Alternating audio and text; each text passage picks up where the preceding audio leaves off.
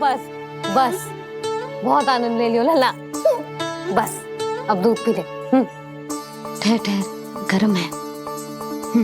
जी ले ले।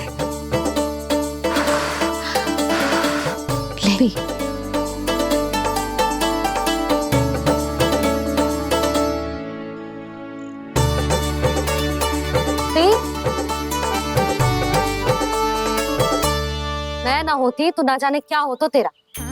अपने आप दूध भी ना पी सकते है, भावला कहीं का। आपकी इस प्रेम के लिए तो मैं धरती पे आया हूँ मैया। मैं भी यही सोच रहा हूँ यशोदा कि तुम ना होती तो मेरा क्या होता। इसी बात पे थोड़ा दूध और कजू खाने को दे दो। अरे मैं तो भूल ही गई। तनिक ठहर जाओ जी, दूध पी लेना तो आपके लिए भी कछु ले आती हूँ।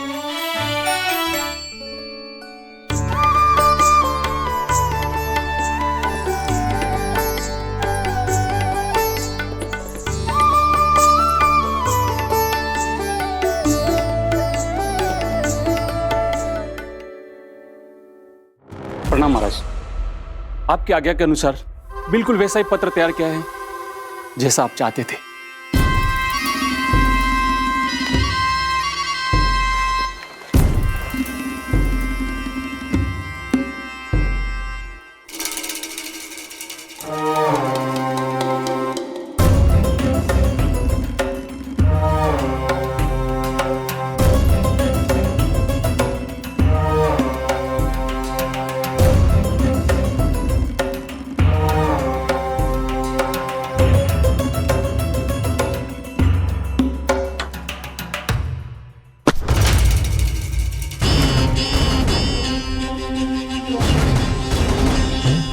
कृष्ण जन्म से लेकर आज तक ये मेरी सबसे महत्वपूर्ण योजना है। इसका सफल होना निश्चित है दूत, किंतु केवल वही करना जैसा मैंने कहा है। जाओ।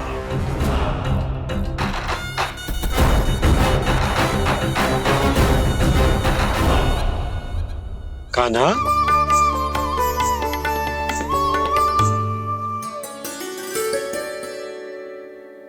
क्या होगा? बाबा मैं चाहता हूँ कि मैया की स्वमता क्रिस्टल फ्रेम की वर्षा मुझ पे सरतेव ऐसे होते रहे। वो तो होती रहेगी लल्ला। अपने लल्ला के लिए किसी मैया का प्रेम कभी कम हो सकता है भला? नंदराज, वो मथुरा से एक दूत आयो है महाराज कंस का राजपत्र लेके।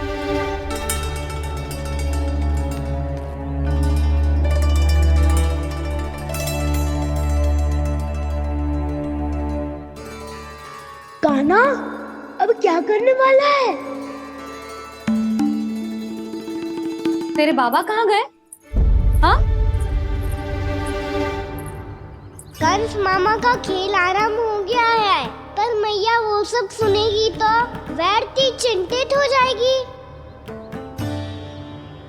बस थोड़ा बाहर गया मैया, कछु खा लिए से। बाहर इस समय? मैया क्या होगा?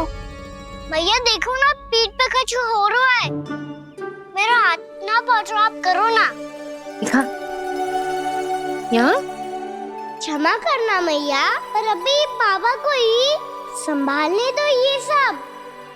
कहिए, क्या संदेश लाए हैं आप? नहीं नंदराज नहीं।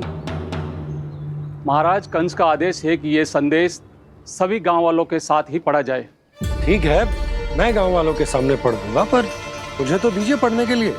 महाराज की आज्ञा का पालन करना आपके लिए भी आवश्यक है नंदराज। सभी गांव वासियों की सभा बुलाइए। बंसी, सभी गांव वालों की सभा बुलाओ। राजपत्र में ऐसा क्या संदेश भेजो है कंस ने?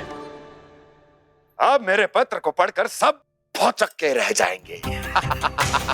और वो कृष्ण, उस कृष्ण के पांव के नीचे से तो भूमि खिसक जाएगी, आकाश फट पड़ेगा, बिजलियां गिर जाएंगी। प्राप्ति, ओ प्राप्ति, कंस का पुत्र स्वयं को बहुत अधिक शक्तिशाली समझता है ना वो। अब देखता हूं कैसे वो इस महासंकट का सामना करता है। वो कृष्ण, वो अपनी मृत्यु स्वयं चुनेगा या मृत्यु की वेदी पर चढ़ा देगा प्रिय वृंदावन वासियों को।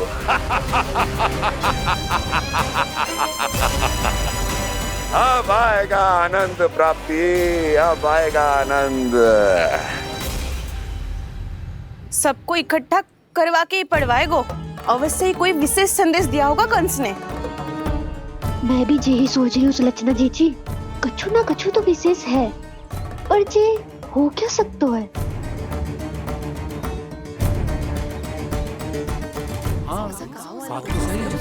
ऐसा कहा हो सकता है? सभी गांव वासियों के सामने कहा जाए, कछु तो विशेष अवश्य लग रहा है। बाहर तक कोलाहल क्यों हो रहा है?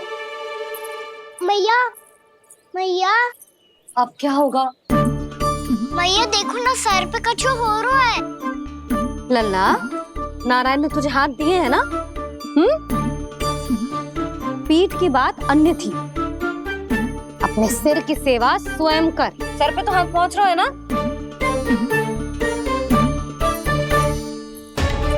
मैया सुनो ना, मैया देखो ना, तीव्र कर कछु हो रहा है। मैया देखो ना, तीव्र कछु हो रहा है।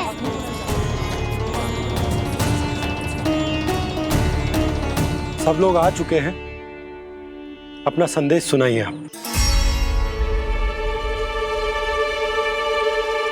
गोपराज नंद और सभी वृंदावन वासियों को सूचित किया जाता है कि मथुरा अधिपति और आप सभी के महाराज कंस ने कल सुबह भव्य पूजा का आयोजन किया है।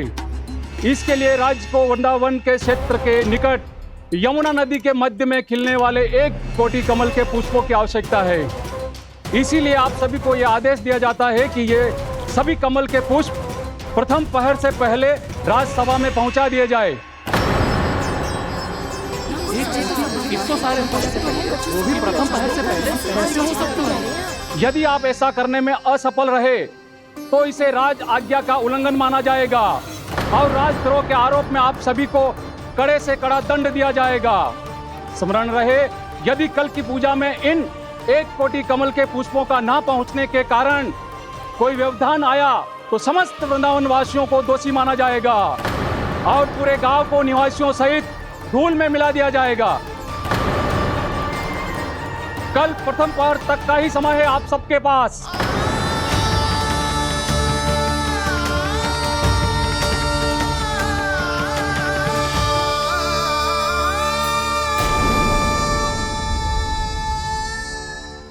एक कोटि कमल पुष्प, वो भी कल प्रथम प्रहर में? ऐसे कैसे संभव है? और कोई साधारण पुष्प ना, यमुना नदी के मध्य खिलने वाले विशेष कमल के फूल चाहिए उन्हें। लेकिन यमुना नदी में तो कालिया नाग ने विष घोल के रखा है, तो फिर कैसे हो पाएगा? यह संभव है। हमारी मृत्यु का संदेश भेजा है राजा कंस ने। सदैव की भांति इस समस्या पर भी गांव के बड़े ही विचार करेंगे। बालकों का यहाँ होना उचित ना है।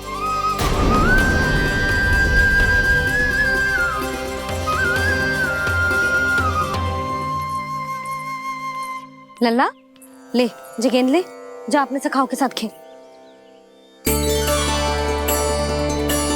सुबह उज्जवल, मधुमंगल वसंता, देखो मैया ने क्या दिया है। चलो खेले, बहुत आनंद आएगा आज।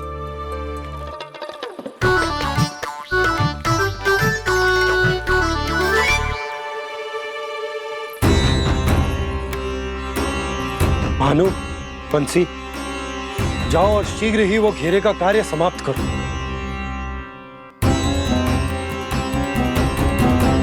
पर कछु ना कछु तो करना पड़ेगा ना। पर हम कर ही क्या सकते हैं? पुष्प लाने को और कोई उपाय है भी तो ना। मैं चला जाऊंगा जमुना जी में। वैसे भी मेरे जीवन के कितने दिन शेष बचे हैं। गांव के लिए, समाज के लिए कुछ करके मरूं, तभी तो शांति मिलेगी। ना काका, यदि आप उस विषैले जल में छलांग लगा भी दोगे, किंतु 1 कोटि कमल पुष्प एकत्रित कर पाना आपके लिए संभव ना है। इससे अच्छा है कि मैं चला जाऊं। यदि मैं मर भी गया तो मेरे पीछे रोने वाला कोई ना है। किसी को कहीं जाने की आवश्यकता ना है। गोप नरेश होने के नाते ये मेरा कर्तव्य है कि मैं आप सबकी रक्षा करूं। नंदराज, आपको जाना है तो जाओ। हरिया, काका, भैया सब चले जाओ। लेकिन आपको पता है वहाँ का जल कितना विषैला है। आप लोग एक क्षण भी जीवित नहीं रह पाओगे। फिर कैसे इकट्ठा करेंगे 1 कोटि कमल पुष्प? आप बात तो सही कह रही हैं शांति। उस दुष्ट कंस ने ऐसी मांग रख के हम सबको फंसा दी। हम में से कोई भी क्यों ना चला जाए और इस संकट का समाधान ना निकले को। कान्हा, बताना कौन सा खेल खेलें? गेंद पकड़ खेलते हैं। पर एक बात सुन लो सब, कोई भी तीव्र गति से ना फेंको गेंद को। भैया ने फ्रेम बनाई है मेरे लिए। सब तैयार हो?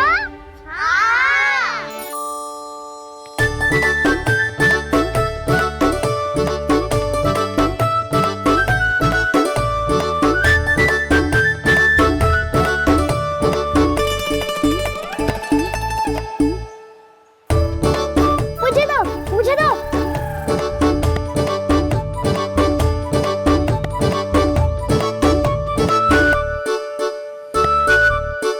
मुझे दो, मुझे दो।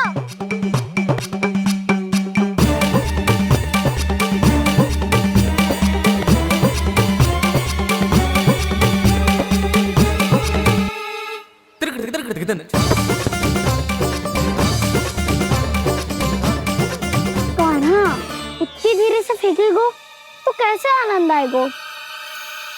थोड़ा बल लगा के फेंक। हाँ कान्हा, हम अभी बड़े हो गए हैं, तू अब भी छोटे बालकों की तरह फेंक रहे है।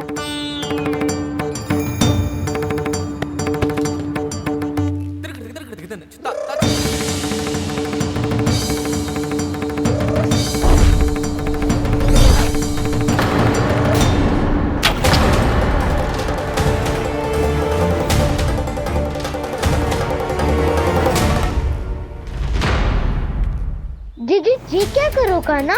गेंद तो डूब गई।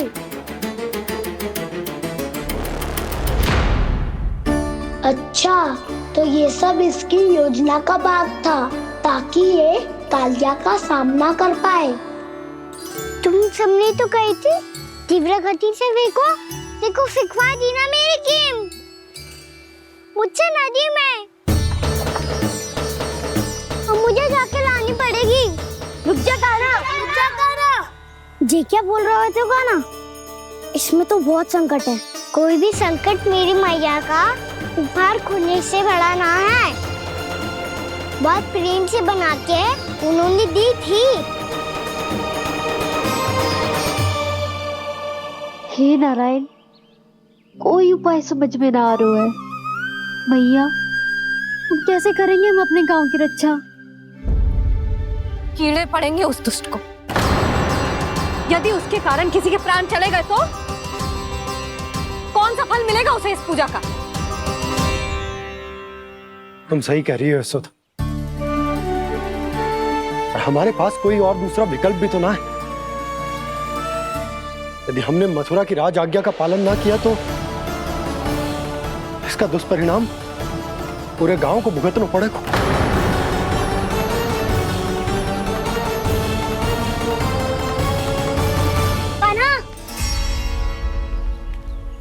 तुम्हें पता है कि तू भगवान है, दिव्य है, बहुत शक्ति है तुझमें। पर फिर भी हम तुझे विषैले जल में ना जाने दे सकते। कुछ होगा तो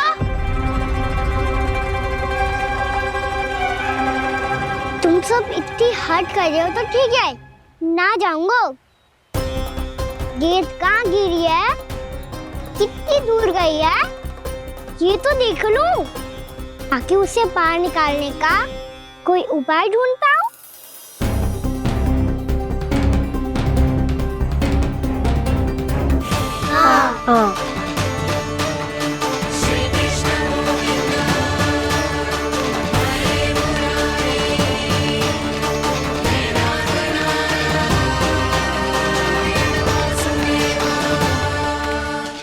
कान्हा की ये लीला तो समझ ही नहीं आ रही। पहले इसने देवश्री नारद को मथुरा जाकर कंस को भड़काने के लिए कहा, फिर स्वयं ही दुखी भी हो गया कि अब इसका रहस्य सबके सामने खुल जाएगा। और अभी स्वयं ही तो इसने कहा था कि गेंद बहुत महत्वपूर्ण है, फिर स्वयं ही उसे नदी के विसले जल में फेंक दिया।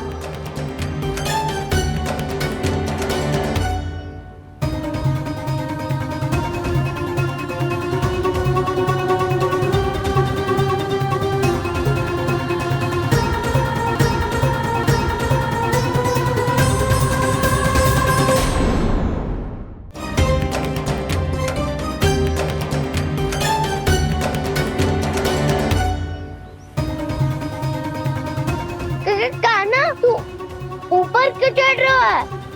अरे ऊंचाई से देखूंगा तभी तो गेंद दिखेगी।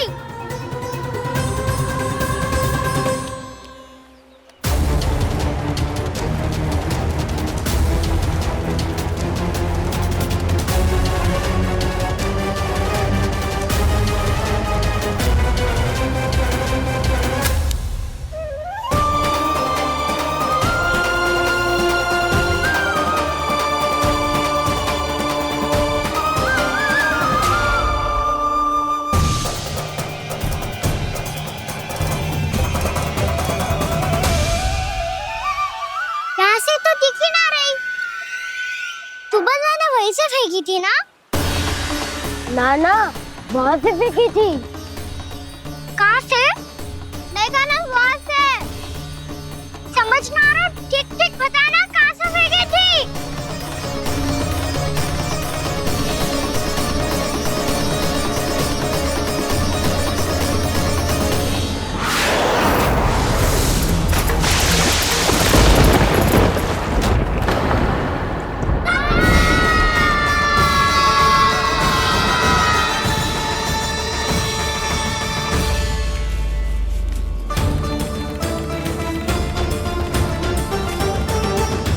कालिया नाग के क्षेत्र में जाकर कोई भी जीवित वापस ना लौट सको है।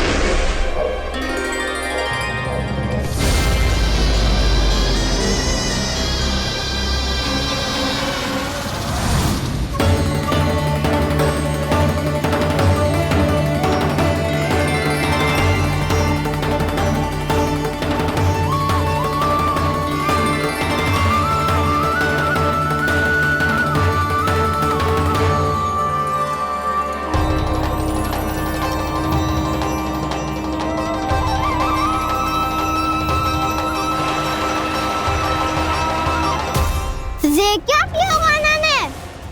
कालिया नाग तो उसे देखते ही निकल जाएगा।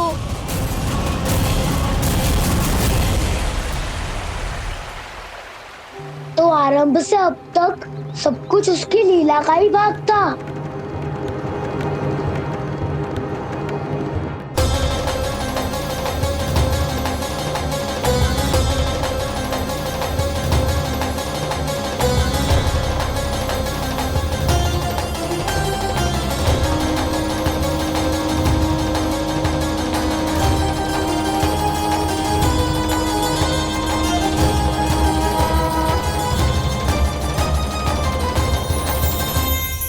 इतना सुंदर रूप, मन मोहने वाली मुस्कान, अद्भुत तेज और भगवान जैसी दिव्यता। कौन हो तुम? हाँ, तुम्हें देखकर तो हम सब सम्मोहित ही हो गए।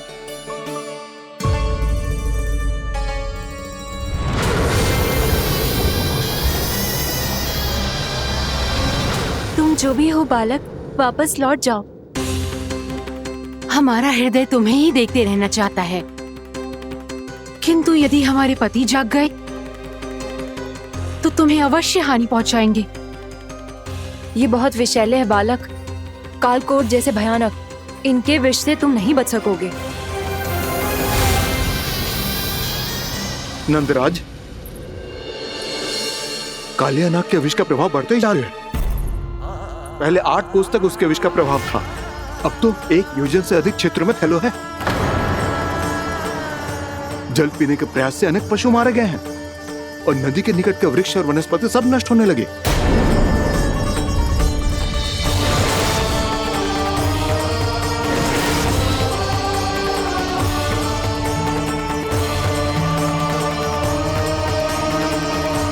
इनके विष की तीव्रता इतनी अधिक है बालक कि इनके संपर्क में आने वाले को तड़पने का भी अवसर नहीं मिलता। इनके विष की अग्नि क्षण भर से भी कम समय में प्राणवायु को जलाकर राख कर देती है।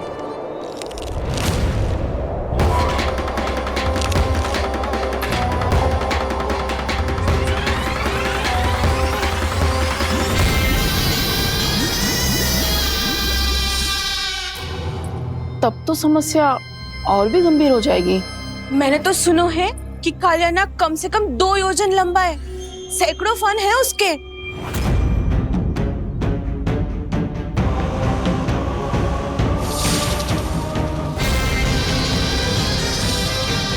इसका अर्थ तो ये है कि हम दोनों ओर से फंस गए। एक और कंस को 1 कोटि कमल पुष्प देने जो कि कालिया नाग के क्षेत्र में पड़ते हैं, और दूसरी ओर उस कालिया नाग का विष यमुना जी के क्षेत्र में बढ़ता ही जा रहा।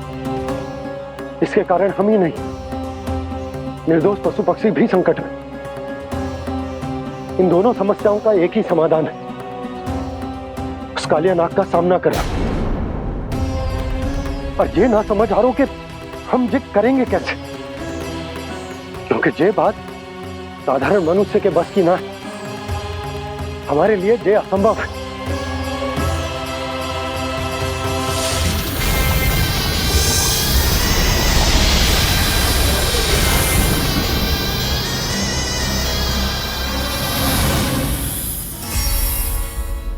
अब तो तुमने अपनी आंखों से भी देख लिया बालक, ये कितने विषैले हैं। नींद में भी विष उगलते हैं। इससे पहले कि तुम्हें कुछ हो जाए, चले जाओ यहाँ से, मान लो हमारी बात। आप सब मुझे जानती भी नहीं और फिर भी मेरी इतनी चिंता कर रही हैं आप। माँ की ममता भेदभाव नहीं जानती। तुम भी किसी के पुत्र हो और हम सब भी माँ हैं। एक माँ को हर बालक में अपनी ही संतान दिखाई देती है, इसलिए हम तुमसे विनती करते हैं, वापस चले जाओ, बचा लो अपने प्राण। मेरी चिंता मत कीजिए, मुझे कुछ नहीं होगा। होगा, अनर्थ होगा यदि ये उठ गए तो।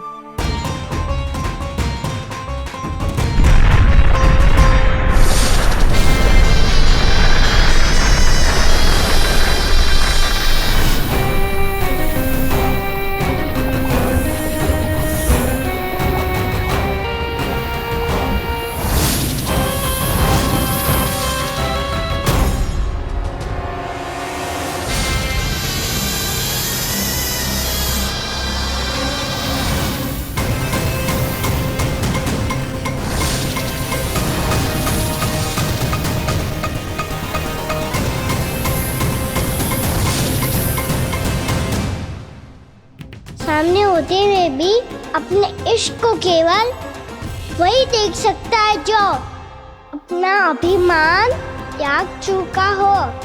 पर पूर्व जन्म में मेरा भक्त होने के नाते मेरा सत्य स्वरूप देख पाने में मुझे इसकी सहायता करनी चाहिए।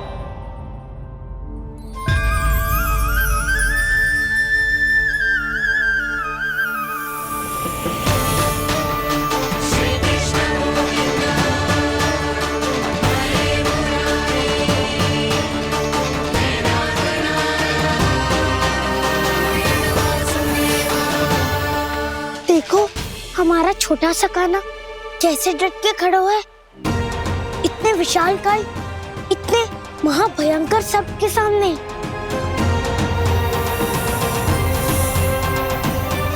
ये कोई भगवान नहीं है जो इसके सामने हाथ जोड़ रही हो तुम सब।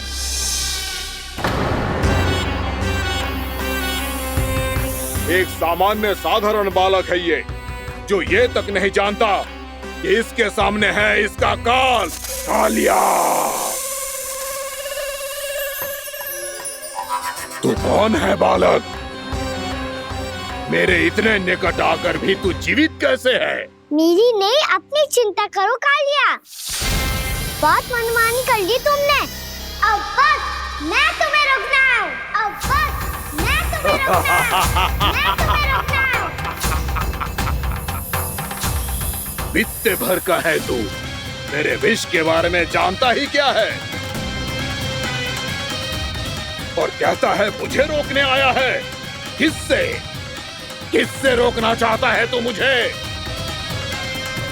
मुझे क्रोध दिलाने की भूल मत कर बालक। अपनी फुंकार से ही तेरी इस मुस्कुराहट को अंतिम मुस्कुराहट बना सकता हूं मैं। शीघ्र बता, कौन है तू और किसने भेजा है तुझे? तुम्हें आवाज भी है कि अपनी पुकारों से तुम कितना विष भूल चुके हो। पवित्र यमुना नदी को कितना दूषित कर दिया तुमने। और यही नहीं, तुम्हारे कारण निकट के जीव जंतुओं, वृक्ष, वनस्पतियों सबको हानि पहुंच रही है। तो क्या? मुझे उससे क्या? मुझे है आपत्ति है मुझे तुम्हारे इस व्यवहार से। और इसीलिए तुम्हें यहाँ से जाना होगा, यहाँ से जाना होगा।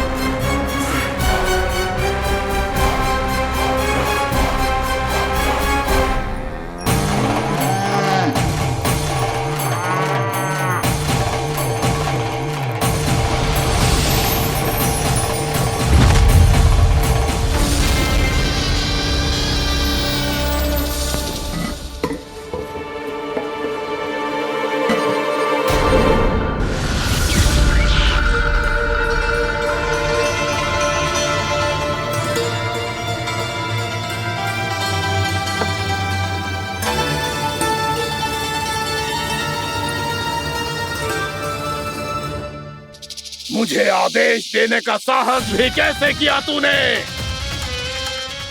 इस क्षेत्र को मैंने अपना राज्य बनाया है, मेरा परिवार रहता है यहाँ, और तू मुझे यहाँ से जाने के लिए कह रहा है? हाँ, क्योंकि तुम्हारे यहाँ रहने के कारण अन्य जीवों को हानि हो रही है, और मैं ऐसा नहीं होने दे सकता। मैं तो बस वही कर रहा हूँ जो एक सर्प का स्वभाव है। विष फैलाना स्वाभाविक है मेरे लिए, इसलिए मुझे चुनौती मत दे बालक। चुनौती तो मैं दे चुका हूँ कालिया। अब तो बस तुम्हें स्वीकार करनी है।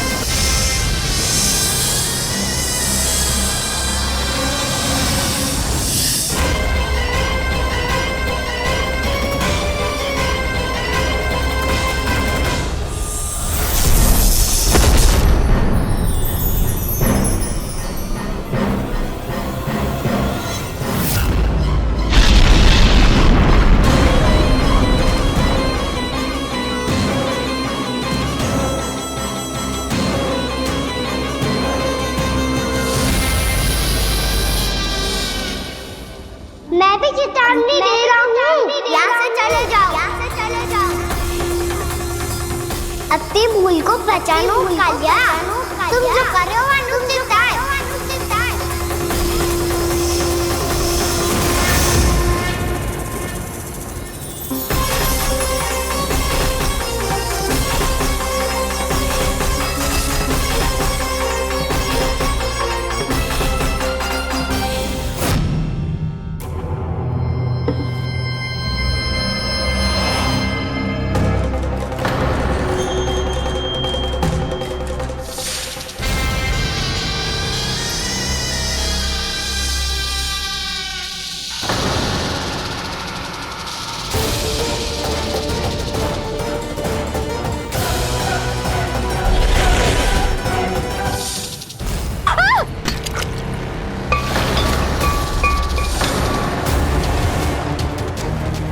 अब मैं आता हूँ। क्या हो गया सुधा? मुझे आवाज हो रहा है जी, कछु ना कछु गड़बड़ है। यशोदा, जो समस्या हमारे सामने है, हम सभी उसका समाधान खोजने में जुटे। तो तुम विश्वास करो, मैं कोई ना कोई समाधान अवश्य ढूंढ लूंगा। हम कैसे भी करके वो कमल के पुष्प उस कंस तक पहुंचा देंगे। नाना, समस्या उससे कहीं अधिक है, उससे कहीं अधिक बड़ी, उससे कहीं अधिक भयानक है।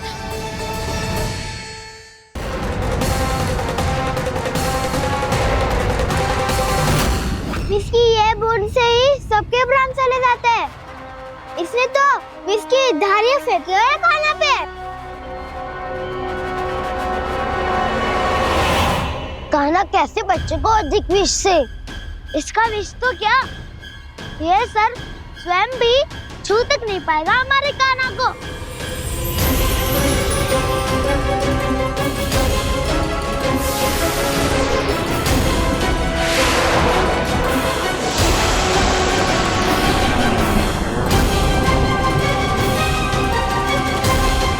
तुम्हारे सखा को, मेरे भाई को कोई हानि नहीं पहुंचा पाएगा। ये कान्हा का सत्य चाहे जो हो बलराम, पर अभी तो जो एक बालक ही है ना।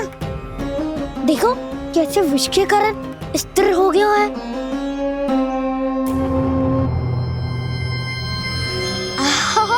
हाउ सर्फ ने कितनी आसानी से अपनी पूंछ से बांध लिया है।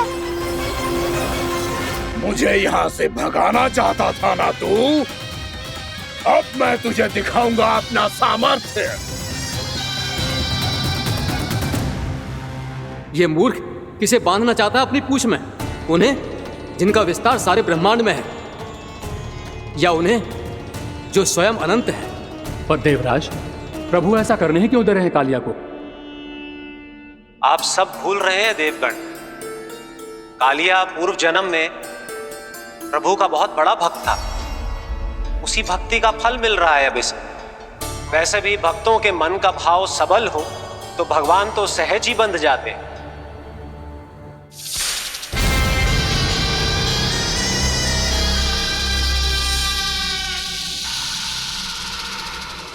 बलराम, तुमने ही तो कही थी कान्हा को कछु ना होगो। देखो उस दुष्ट ने चारों ओर से जकड़ लियो है।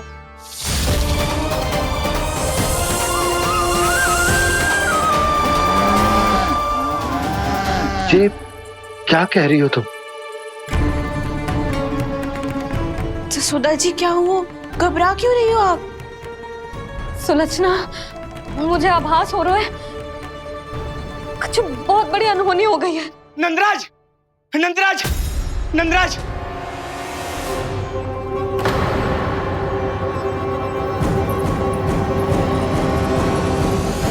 नंदराज, कान्हा ने जमदग्नि नदी में छलांग लगा दी है। कान्हा ने जमदग्नि नदी में छलांग लगा दी है। कान्हा ने जमदग्नि नदी में छलांग लगा दी है। कान्हा जमुना में कूद गया है। मुझे लगा था आज कछु गड़बड़ होने वाली है। मुझे आज कान्हा को ना जाने देना चाहिए था।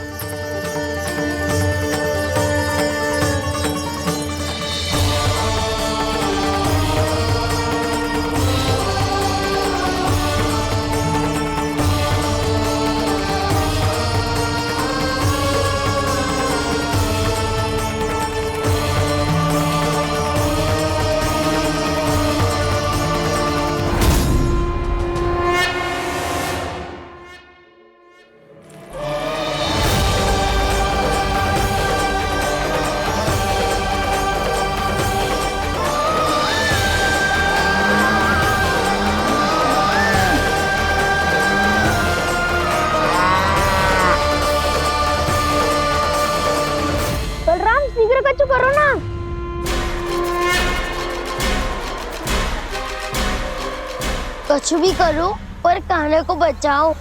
नाग बहुत भयंकर है, कान्हा अकेले ना संभाल पाएगा इसे।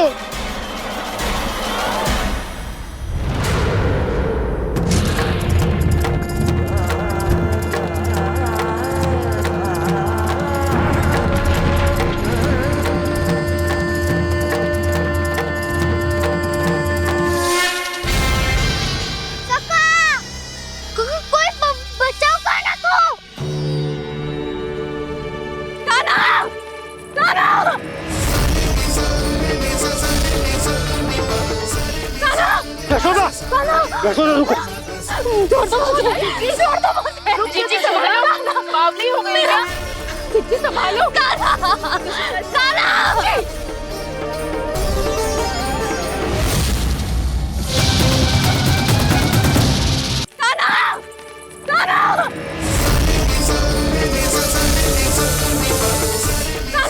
यशोदा, यशोदा रुको। छोड़ दो मुझे, छोड़ दो मुझे। जीजी संभालो, बावली हो गई है। जीजी संभालो। कान्हा, कान्हा। देखो अब कैसे तुम्हारे अस्थियों को तोड़कर छोटे छोटे टुकड़ों में बदल दूंगा मैं।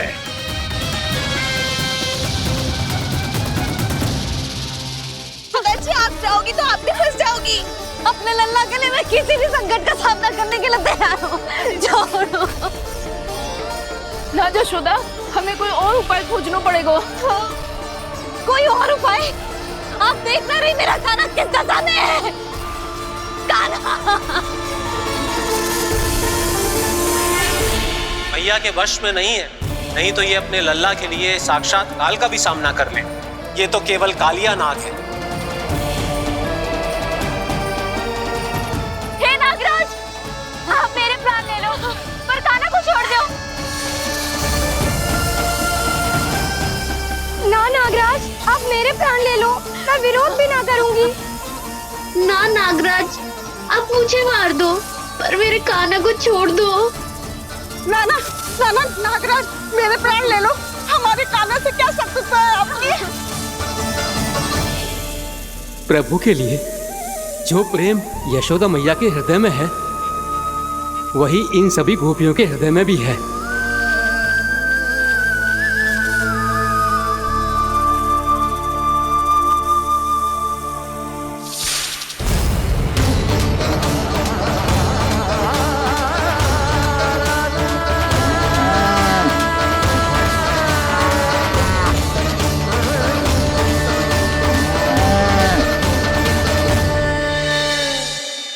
यशोदा, यशोदा,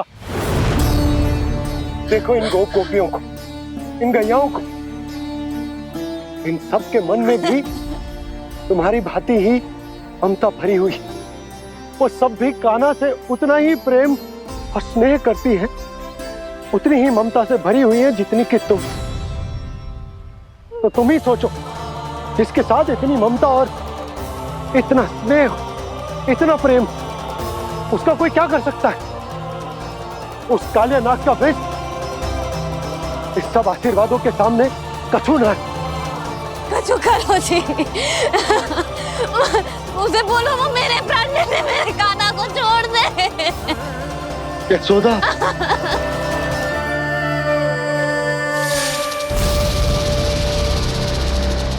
केवल इन्हीं में नहीं देवराज, नाग पत्नियों के हृदय में भी ममता का वही प्रेम उमड़ रहा है। देखिए। मैं आपके हाथ जोड़ती हूँ स्वामी, इस बालक को छोड़ दीजिए। ये अवश्य ही कोई दिव्य आत्मा है स्वामी। हम आपसे विनती करते हैं स्वामी, इस नन्हे बालक को हानि मत पहुंचाइए स्वामी। मेरी पत्नियां मेरे ही शत्रु के लिए विनती कर रही हैं। अब यदि इसके पक्ष में एक शब्द भी कहा तुम सबने, तो मैं इस बालक से पहले तुम सबके प्राण ले लूंगा। हो रहा प्रसन्न नाग कालिया, विजय को निश्चित जान। रोते बिलखते व्याकुल सब संकट में देख कान्हा के प्राण।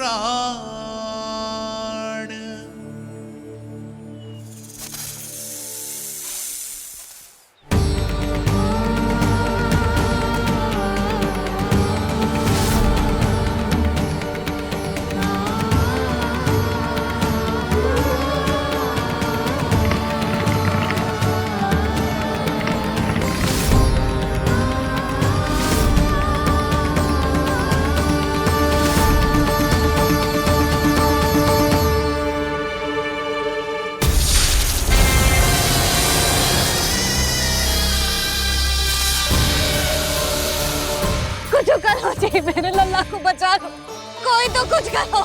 जीजी संभालो जीजी ना। यशोदा, यशोदा तुम शांत हो जाओ, मैं कान्हा को वापस लेकर आऊंगा, मैं रक्षा करूंगा उसकी। ना नंदराज, नंदराज नहीं। कम से कम आप तो समझो नंदराज, कालिया के पास आप जाओगे तो आप भी फंस जाओगे।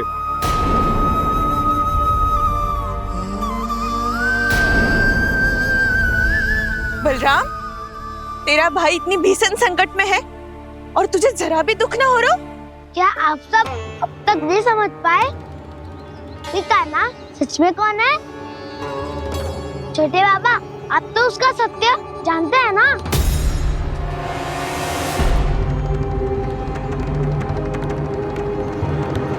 मानता हूँ कि आप सब कान्हा के रहस्य के बारे में नहीं जानते, पर क्या उसके जन्म से आज तक घटी एक से बढ़कर एक विचित्र घटनाओं को भी भूल गए हैं आप सब? भूल गए हैं कि कैसी पूतना जैसी राक्षसी उसका कुछ बिगाड़ नहीं पाई, कैसे तरनावती जैसा भयानक राक्षस उसे एक खरोच भी नहीं दे पाया था।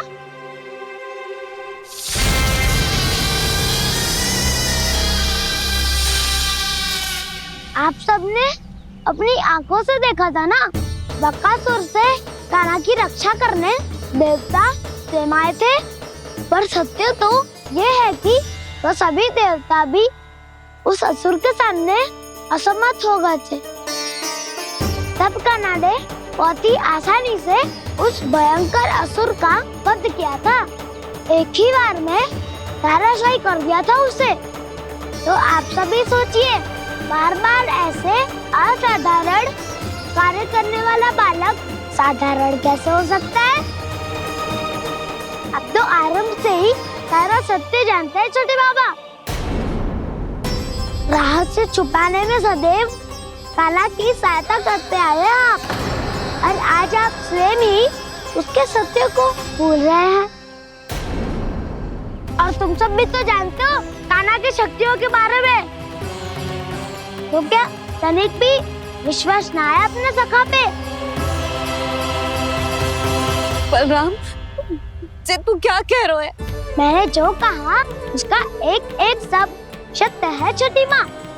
यदि प्रभु की इच्छा हुई तभी कुछ ही क्षणों में सब कुछ अपनी आंखों से स्वयं अनुभव कर लेंगे आप।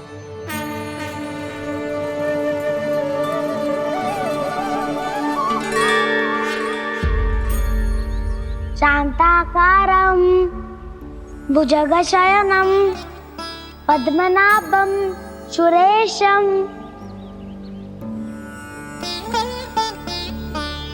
विश्वाधारं गगनसदृशं मेघवर्णं शुभांगं लक्ष्मीकान्तं कमलनयनं योगी वीरध्यानगम्यम्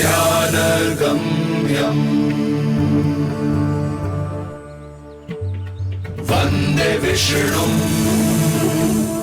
भवभयहरं सर्वलोकैकनाथम्।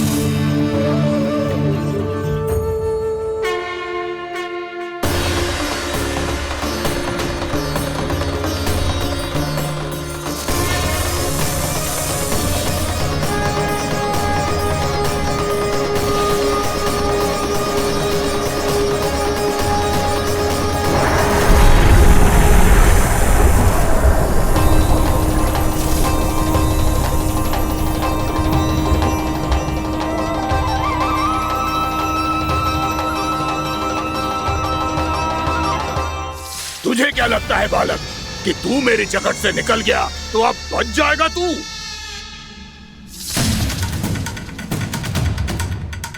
मेरे विष से अपनी प्राण रक्षा करने में सफल रहा, मेरी जगत से भी छूट गया, पर मेरे दंश से नहीं बच पाएगा।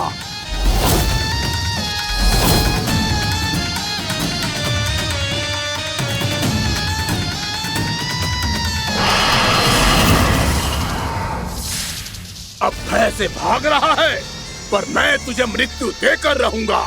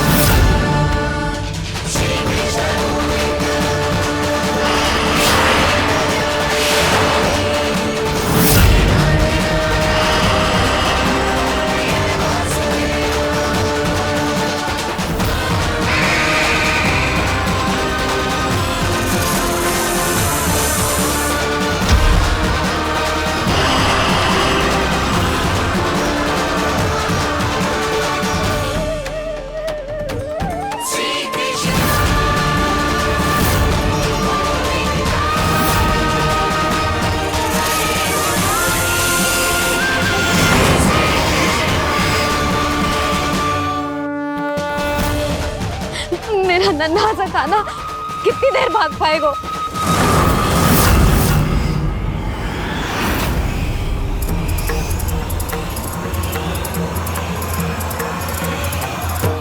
और कितनी प्रतीक्षा करोगे मेरी भक्त कालिया? भक्त नहीं, काल हूँ मैं तेरा। जब अहंकार का मुकुट बुद्धि को ढक लेता है तो भक्त अपने भगवान को भी नहीं पहचान पाता। व्यर्थ की पहेली में मत उलझा बालक, ना मैं भक्त हूँ और ना तू भगवान।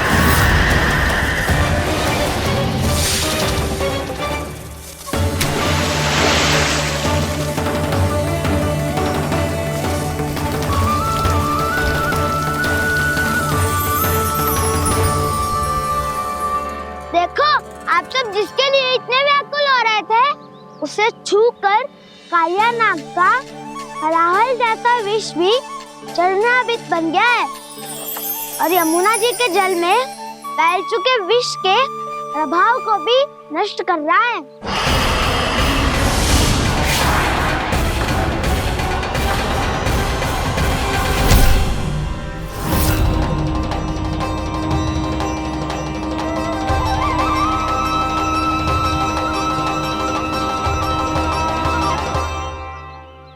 धर्म रक्षक, अधर्म विनाशक प्रभु श्री कृष्ण का कौशल सचमुच अद्वितीय है।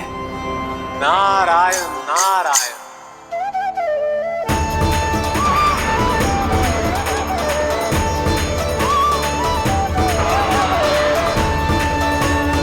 मेरा भार तुम्हारे भीतर के अहंकार का प्रतीक है कालिया।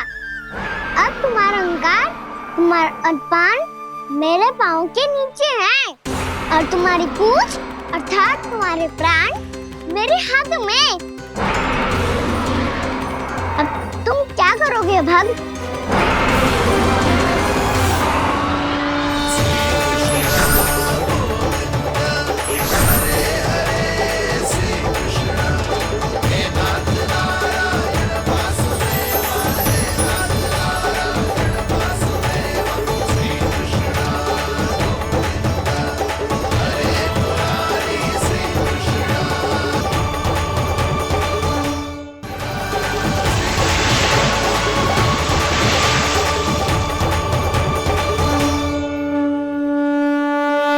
प्रभु, भले ये आपको पहचानने में असमर्थ हो, पर हम सब ने आपको पहचान लिया है।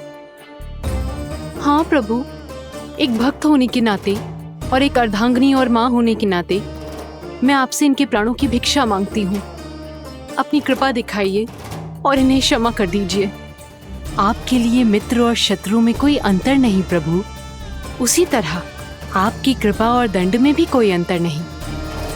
दोनों दया ही तो हैं, अकारण ही किसी को प्राप्त नहीं होती। हमें विश्वास है कि हमारे पति को मिला ये दंड कोई अभिशाप नहीं है, आपका वरदान है।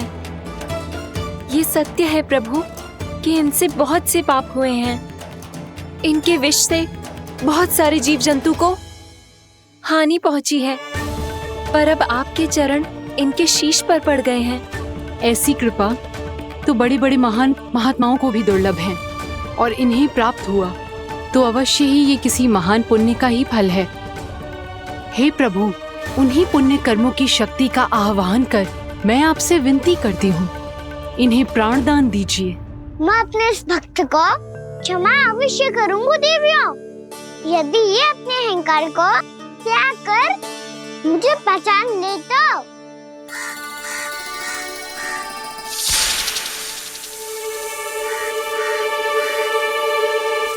मैं तुम्हें श्राप देता हूँ, जितनी विषैली तुम्हारी जिह्वा है उतने ही विषैले सर्प बन जाओ तुम।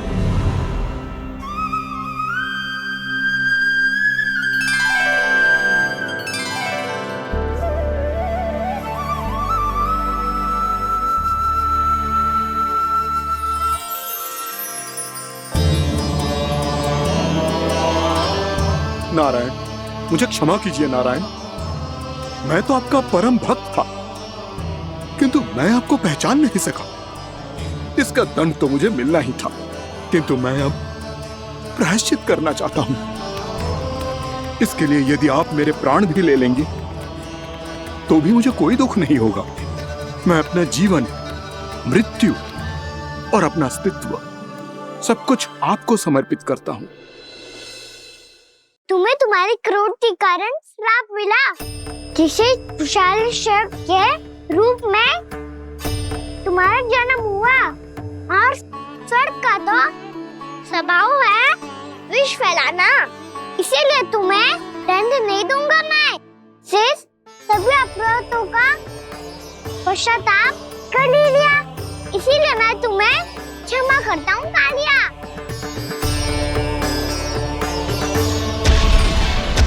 पर तुम्हें यहाँ से दूर समुद्र के बीच जाकर रहना होगा, जहाँ किसी निर्दोष का जीवन तुम्हारे विष से प्रभावित ना हो।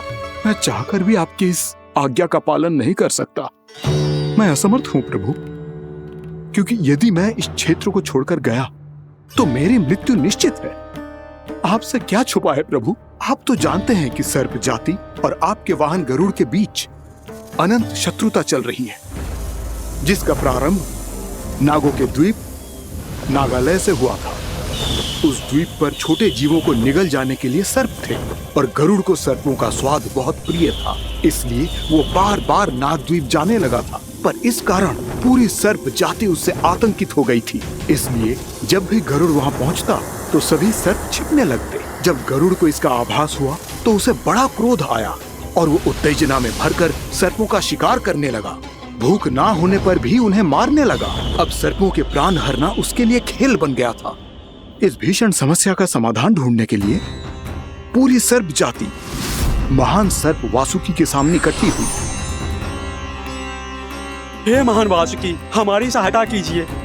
नागद्वीप पर गरुड़ ने आतंक मचा दिया है।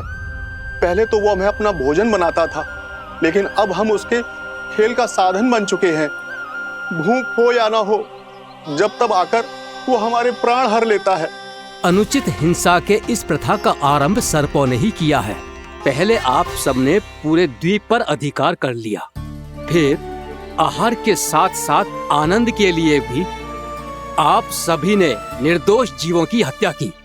और जब सृष्टि का संतुलन बनाए रखने के लिए गरुड़ आपको अपना आहार बनाने आया तो आप सब अपने प्राणों की रक्षा के लिए छिपने लगे। तो फिर गरुड़ का उत्तेजित होना तो स्वाभाविक ही था। नागनाथ, जो हमने अन्य जीवों के साथ किया वही अब हमारे साथ हो रहा है, परंतु ये भी तो सृष्टि के संतुलन के विरुद्ध ही है ना? अवश्य है, इसलिए मैं गरुड़ से चर्चा करूंगा। धन्यवाद प्रभु।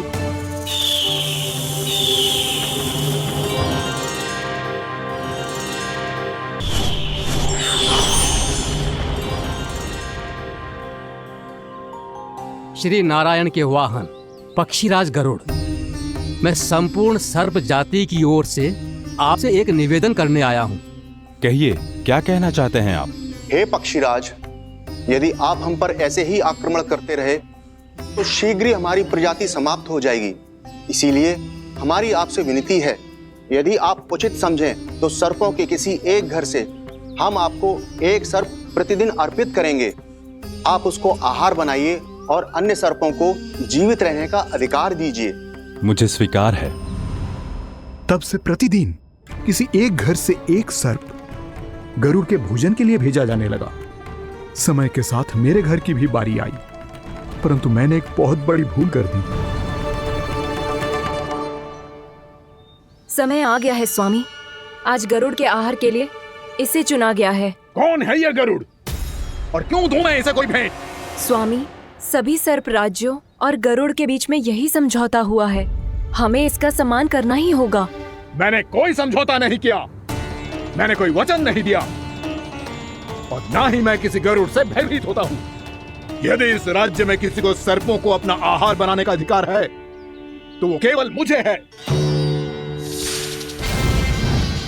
अब से गरुड़ को दी जाने वाली हर भेंट मुझे दी जाएगी, महाविषधारी महान नागराज कालिया को। यह और कुछ नहीं, मेरा अभिमान था प्रभु, और यह मेरे इस जन्म की सबसे बड़ी भूल थी, क्योंकि फिर जब गरुड़ को इस बारे में पता चला तो। कालिया, अभिमान में आकर तूने अपने काल को ललकारा है। जिस कालिया के नाम में ही काल छिपा है, तू उसे ललकारने का दुस्साहस कर रहा है गरुड़। स्वयं को भगवान विष्णु का वाहन कहता है तो वाहन का ही कर्म कर। स्मरण रख, इस धरती के सर्वश्रेष्ठ योद्धाओं के लिए भी मैं मृत्यु का दूत हूँ। विनाश काले विपरीत बुद्धि। तुझ जैसे मूर्ख सदा इस युक्ति को सार्थक करते आए हैं। अपने विनाश को आमंत्रण किया है तो अब भोग।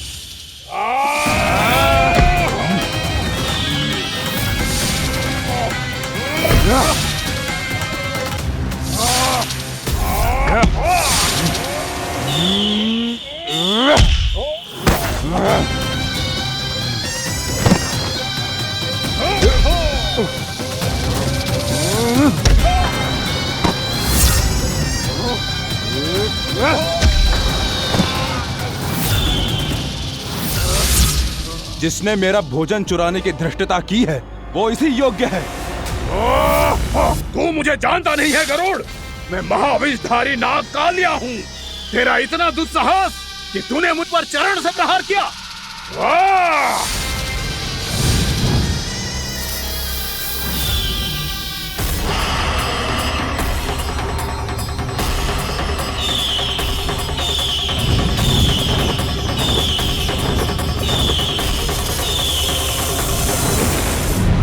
मैं अपने अभिमान में भूल गया था कि गरुड़ मुझसे कहीं अधिक शक्तिशाली है।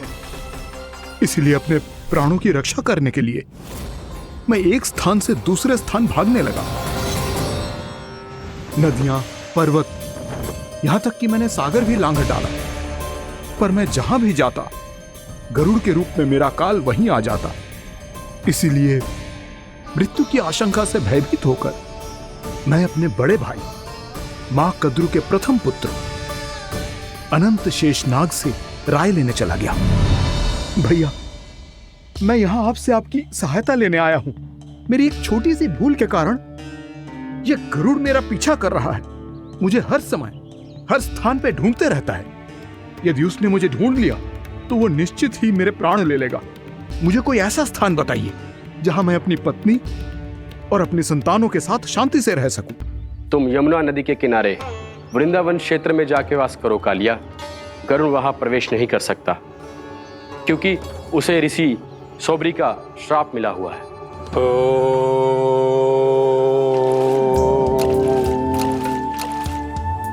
ध्यान और तपस्या का नित्य कर्म करते हुए ऋषि के मन में मछलियों के प्रति प्रेम भाव इतना बढ़ गया कि वो भूल गए सभी जीव खाद्य श्रृंखला का भाग होते हैं और मछलियां भी इस नियम की अपवाद नहीं है। उन्हें मछलियों की अटखेली इतनी अच्छी लगने लगी कि वो इस क्षेत्र के मछुआरों को भी मछली पकड़ने की अनुमति नहीं देते थे।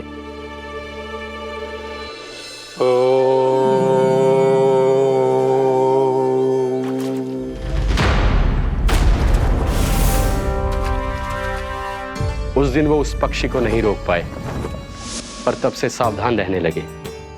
यहां तक कि अपने साधना से भी अधिक ध्यान वो पक्षियों पर केंद्रित करने लगे। ठहरो!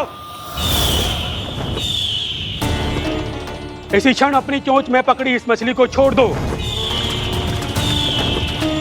तुम्हें इन मछलियों का आहार नहीं करना चाहिए पक्षीराज। ये तो खाद्य श्रृंखला का नियम है ऋषिवर। यदि मैं इनका आहार नहीं करूंगा तो कोई और पक्षी कर लेगा। मैं अपने आनंद या प्रतिशोध के लिए इनके प्राण नहीं ले रहा। ये तो बस मेरा भोजन है। पर यह मेरा तपस्या स्थल है। तुम यहाँ शिकार करके मेरी साधना में विघ्न नहीं डाल सकते पक्षीराज। यदि आपकी यही इच्छा है तो मैं आज के बाद यहाँ नहीं आऊंगा।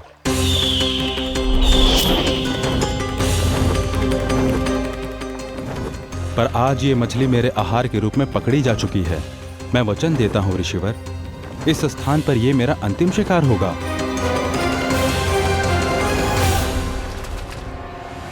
आज के बाद यदि तुमने वृंदावन की निकट उड़ान भी भरी तो तुम सैकड़ों टुकड़ों में फटकर मारे जाओगे पक्षीराज। ये मेरा श्राप है।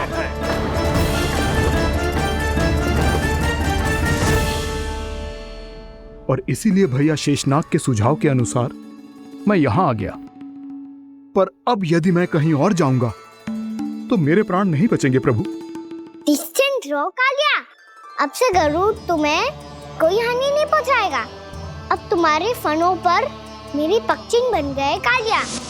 इसीलिए अब से तुम्हें गरुड़ से कोई भय नहीं होगा। निश्चिंत होकर अपने परिवार के साथ गहरे समुद्र में चले जाओ और सुख से शांति से निवास करो। पर ध्यान रहे निर्दोष जीवों को हानि ना पहुंचे। आपने मुझे जीवन दान दे दिया प्रभु। इस उपकार से मैं कृतज्ञ हूँ प्रभु। आदेश दीजिए, मैं आपकी सेवा कैसे करूं? तुम्हारे जल क्षेत्र से 1 कोटि कमल पुष्पों को लेने की अनुमति दे दो कालिया। यह मेरी सेवा होगी। प्रभु, ये तो मेरा सौभाग्य होगा।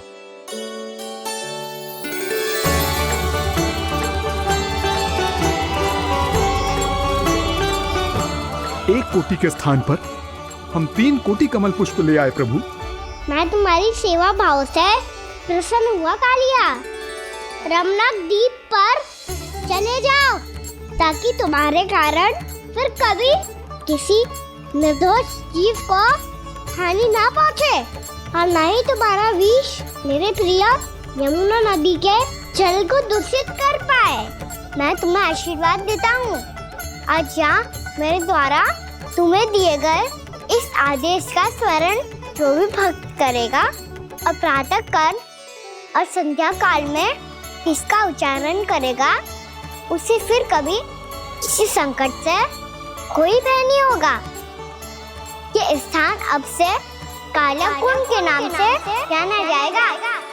यहाँ पर स्नान करने वाला और देवताओं को इस क्षेत्र से जल का अधर देकर प्रसन्न करने वाला भक्त यदि मेरा स्मरण करके पास रखेगा तो वो अपने सभी पापों से शीघ्र ही मुक्त हो जाएगा।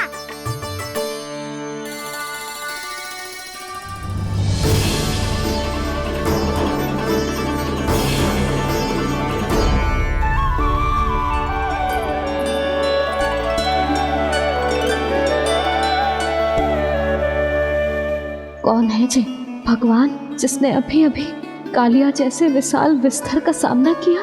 क्या एक साधारण बालक जो शीत की अधिकता से ठिठुर रहा है? क्या करूं? मैं लल्ला को ममता के आंचल में छुपा लूं या भक्त बनकर प्रभु की लीला देखती रहूं? क्या करूं मैं? कितना ठंडा था जल, बहुत सर्दी लग रही है। सर्दी से तड़पते हुए कैसे देखूं इसे?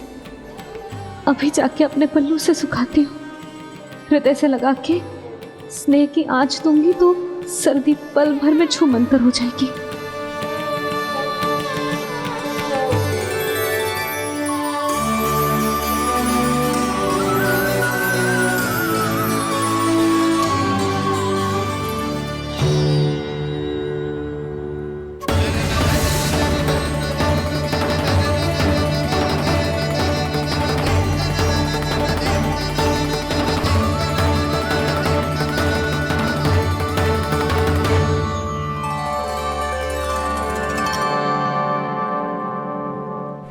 मेरी आवश्यकता ना है इसे। ये तो सच्ची में भगवान ही है जिसकी ठंड दूर करने के लिए स्वयं द्वादश आदित्य प्रकट हो गए हैं।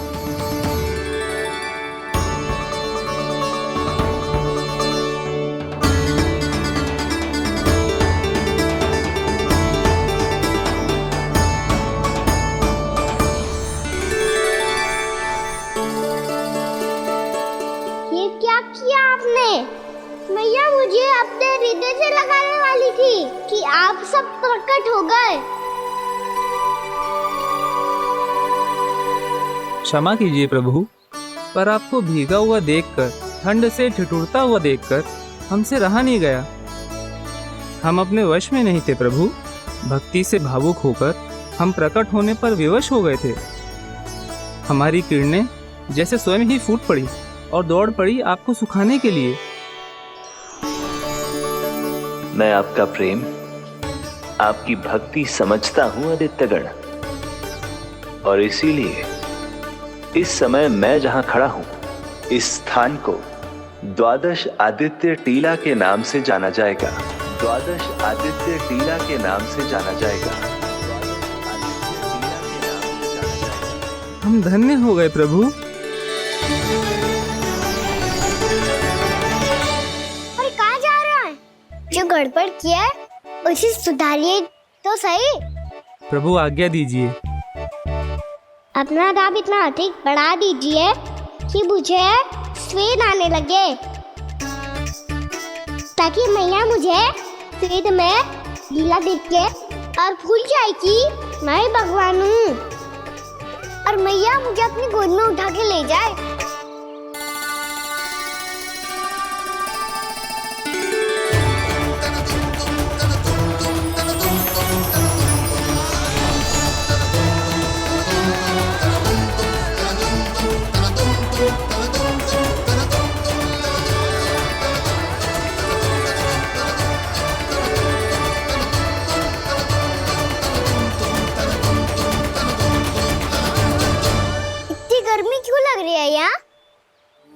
स्वेद की एक बूंद भी आती थी तो मैं अपना आंचल लेकर पहुंच जाती थी इसके पास।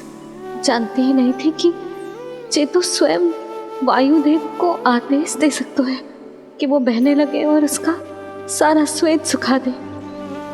वायुदेव की आवश्यकता नहीं है मैया, मुझे आप ही चाहिए लगता है जिस बात का भय था वही सत्य होने लगी है।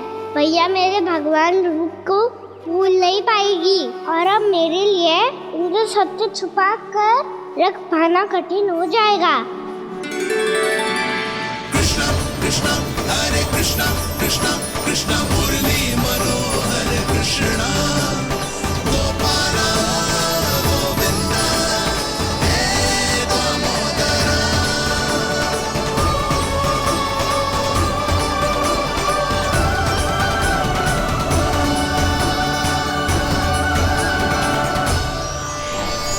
प्रभु, आपके श्वेत से बने इस प्रसंगदान सरोवर का प्रणाम स्वीकार कीजिए।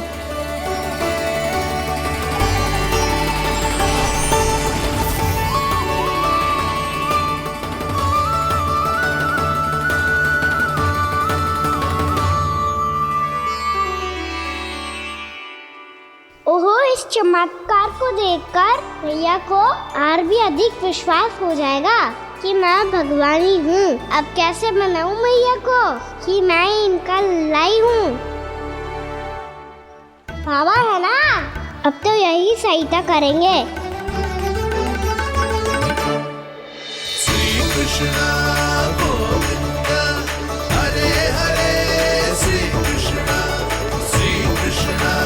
गोविंदा हरे हरे श्री कृष्णा हरे मुरारी श्री कृष्णा श्री कृष्णा श्री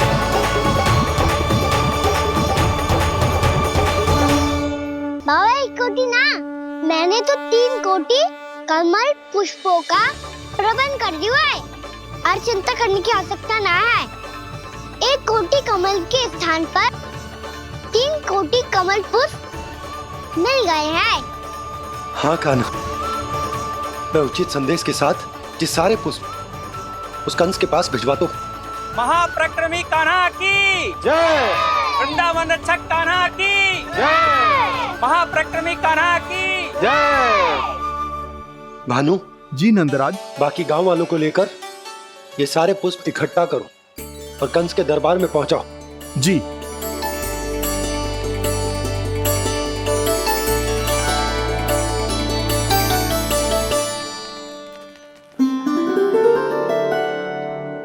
मैया, कौन हो तुम? मुझे पता था मैया, जब आपको सत्य पता चलेगा तो आप मुझे मैया की तरह स्नेह ना कर पाओगी, इसलिए आज तक सत्य छुपाता आया हूँ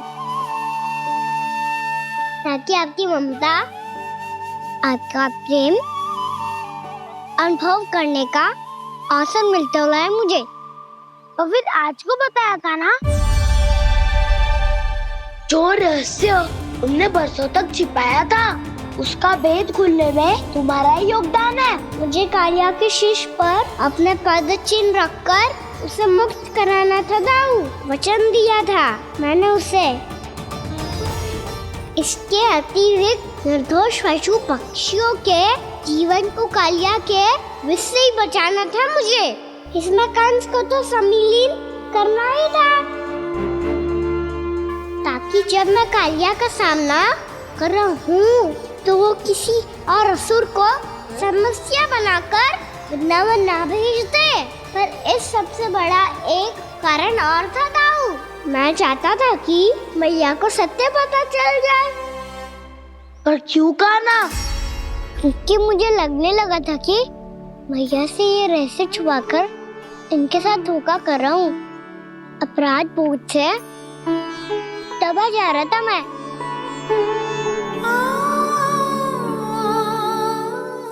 जो सत्य आपको, बाबा को, सभी को पता है, यहाँ तक कि मेरे सखा भी जानते हैं, वो सत्य मैंने मैया से छिपाया केवल इसी लोक में कि मुझे इनकी ममता प्राप्त होती रहे। पर ऐसा करके मैं अपने से निस्वार्थ प्रेम करने वाली मैया को धोखा दे रहा था। आप ही बताओ दाऊ, जो इस संसार में मुझसे सबसे अधिक भरोसा करता है, उसी के साथ छल कैसे कर सकता हूँ मैं? हाँ, मैं नारायण का अवतार हूँ, पर अपनी मैया का छोटा सा लल्ला भी तो हूँ।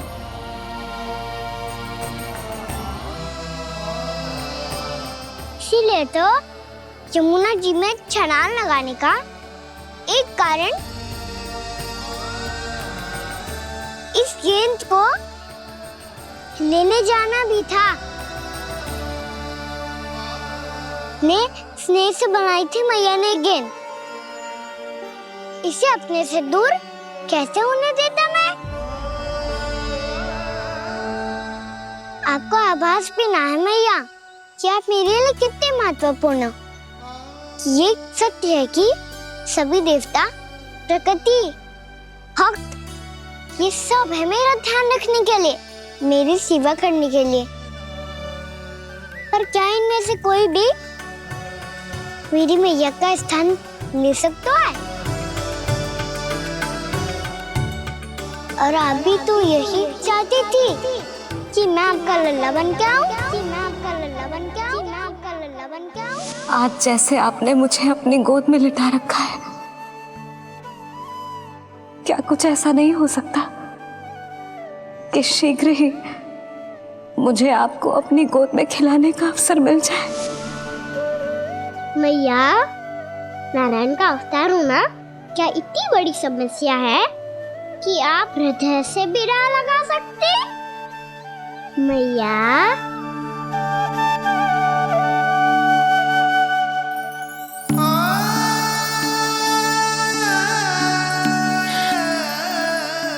मेरा कान्हा, मेरा लल्ला।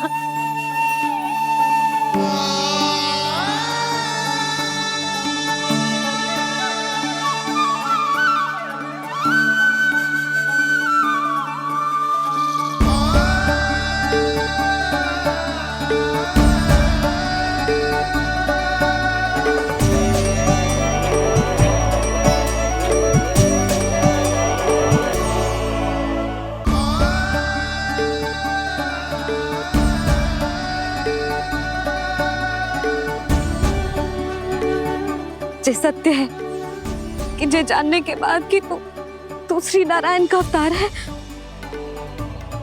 मैं तुझे भगवान की तरह ही देख पाऊंगी। पर मेरे हृदय की जो ममता है ना, वो भक्त से कहीं अधिक है लल्ला।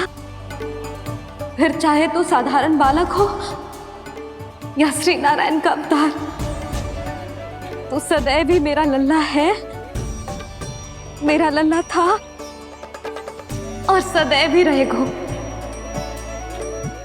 यशोमती मैया का नंद लाला, यशोमती मैया का नंद लाला। यशोमती मैया के नंद लाला, यशोमती मैया के नंद लाला, यशोमती मैया के नंद लाला, यशोमती मैया के नंद लाला।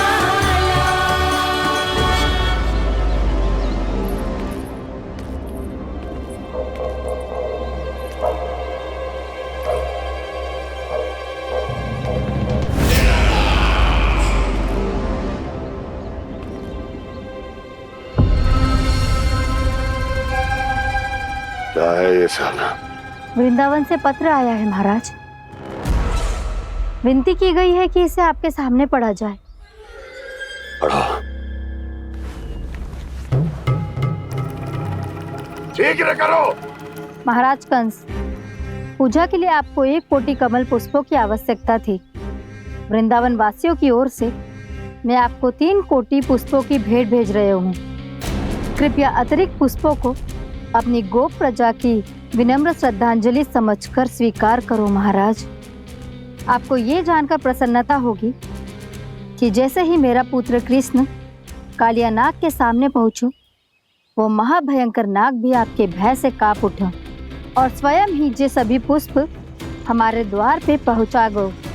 यदि आपको अब भी आवश्यकता हो तो और भी पुष्पों का प्रबंध किया जा सकता है। आपका विनीत गोपराज नंद। हमारा संघर्ष अभी समाप्त नहीं हुआ है विष्णु अवतार। यशोमती मैया का नंदलाला। पत्र में लिखा है महाराज, उसे इसी नाम से बुलाया जाना प्रिय है।